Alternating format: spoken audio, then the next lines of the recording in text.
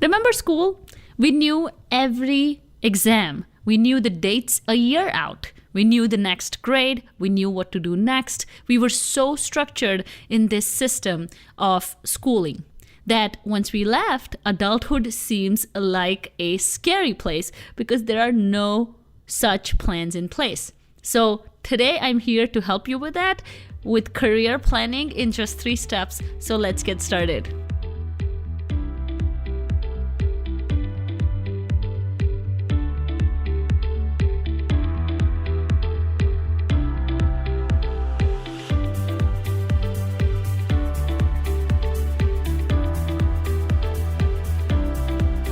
Hi everyone, I'm your host Prasha and welcome to Her STEM Stories, episode number 104, a solo episode where I help you with career tips that can really change your STEM journey. So let's get started with today's episode where I'm going to be discussing 3 ways to help you plan your STEM or non-STEM career really well. So number 1, decide your non-negotiables. So this is really difficult for a lot of us because when you have so many options, when you have so many things that you can do, it can become really difficult to know where to start. A lot of times we have a lot of things that we say, I don't want that, I don't want that. And then sometimes we say, I want that, I want that. So we can swing between a lot of wants and a lot of don't wants. And non-negotiables help you focus on the right things. Now, these can be the wants and the don't wants, but they are non-negotiable. That means no matter what, these things are not changing. They're not up for compromise. They're not up for discussion. So the first step you should take is to decide on those non-negotiables. I'll give you an example. It can be location. So it can be like, there's no way I'm moving. Or it could be the salary. There's no way you're compromising on the salary. Sometimes it can also be the title that you're not going to compromise on. So there could be a lot of different things that can make this list of non-negotiables. I would love for you to keep it to 3 non-negotiables because again, you don't want to go down the rabbit hole and don't know where to stop. So start with 3 non-negotiables. They will become your guiding light in your career planning. So very, very important. Number 2, define what success means to you. This is so important because so many times we get lost in comparison and competition and in just how other people view success. And we never stop and think about what success really means to us. It's very important to sit and reflect on this question of what does success mean to me? And what would it look like for me to be successful in this career that I am trying to plan? Because this will open more ideas and it would also help you focus more on what direction to take. So you already have your North Star, which is your non-negotiables. What success means to you adds to that and gives you another layer and gives you another direction that you can now focus on. So I'll give you an example.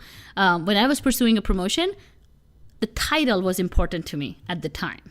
When I was looking for a job, just getting the job was important to me at the time. My non-negotiables were this employer has to apply for my visa, right? I cannot work without it. So given that and the fact that I really need to just find a job in my industry helped me put my efforts in that direction. So that's really important to decide and define what success really means to you.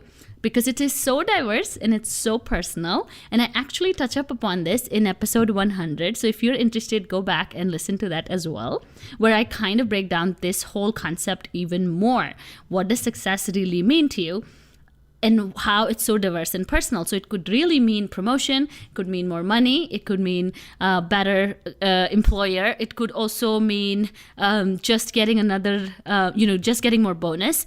It could mean better parental leave. It could mean so many great things that the world, it just opens up a huge world of understanding what would really make you happy. So you have to decide that before you go ahead and start applying to jobs or before you start pursuing those things that you think you want, but you don't know if you really want them. So instead of comparison, instead of comparing yourself to other people and thinking about your career ladder exactly as other people's career ladder, I really encourage you to think about it as a very personal thing and think about success like that.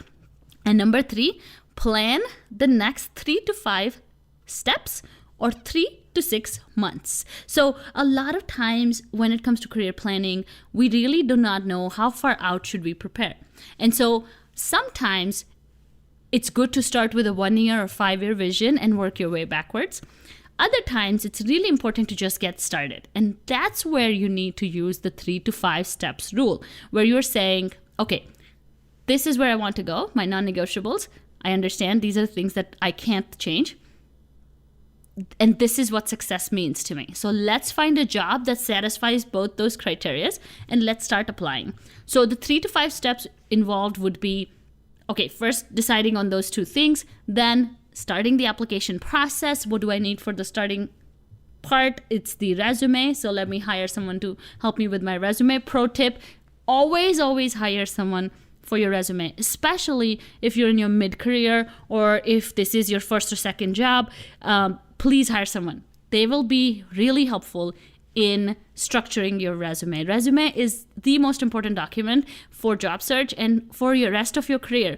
So make sure you get help from someone. If you're already in college, use your career resources like Career Center, which will do this for free for you. So please utilize those resources. They're really helpful. And sometimes we take resumes for granted. And we really need to invest in them. So please hire someone. You can use LinkedIn for it, or you can use online resources to find someone that can help you with it. So that would be step 1. Sorry for getting distracted. But step number 1 would be to get that resume figured out. Step number 2 would be to make a list of jobs that you're interested in. Step number 3 would be to write that cover letter. Step number 4 will be to actually apply. Step number 5 will be to follow up. So you could break these steps down, and that's a plan. That right there, my friend, is a career plan, right? It's short term because it's easy that way. You don't want to try to plan something that seems overwhelming and too far out there. So that's why I'm saying if you can keep the timelines 3 to 5 months, 3 to 6 months, and then keep the steps 3 to 5 steps, it's just going to feel more doable. And you're going to create that momentum that you need. Because a lot of times when we're starting some of these things, we can get blocked by procrastination because it's so overwhelming. And so I really want you to think about it in a way that creates more momentum and creates progress instead of stopping you. So I hope those tips help. So just to wrap it up one more time, decide on your non-negotiables, define what success means to you, and plan out the next 3 to 5 steps or 3 to 6 months to get you there. And this, my friend, is a quick way to plan your career. So I hope you enjoyed this. I have a quick announcement. There's a little change in scheduling for Her STEM Story. Our episodes that are coming on Mondays and Wednesdays are switching up, which means now you will get a solo episode every week. And then the next week you'll get an interview episode with a fantastic woman in STEM. And then this programming will go on for about 6 more months until I get settled in my brand new business called Her STEM Consulting LLC. I'm so excited to share with you everything that this business is going to be doing. One of them is one-on-one coaching. And if you're interested in career coaching and to work with me as your career coach, please use the link in the episode notes and sign up for your discovery call right now. It's a free discovery call, 20 minutes, just you and me, and we can chat about your career and everything that's bothering you right now in your STEM career. So sign up for that. Remember the new schedule.